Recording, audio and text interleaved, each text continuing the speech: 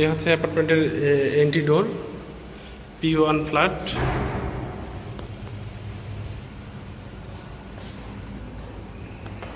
এটা হচ্ছে drawing room. Drawing space মোটামুটি বেশ বড়। এটা হচ্ছে ড্রয়িং রুম। ড্রয়িং রুমের সাথে আছে একটা কমন ওয়াশরুম। এটা হচ্ছে কমন ওয়াশরুম। কমন ওয়াশরুম থেকে থার্ড বেডরুমে যাওয়ার বেডরুম।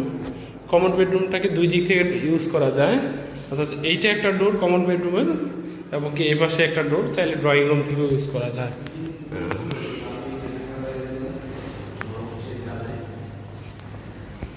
এটা হচ্ছে ওপেন লবি।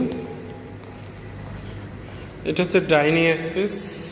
ডাইনিং স্পেসটা মোটামুটি বড়, হচ্ছে ডাইনিং স্পেস এবং কিচেনের সামনে ফ্রিজ ট্রিজ রাখার জন্য মোটামুটি ভালো একটা স্পেস আছে। এটা হচ্ছে কিচেনে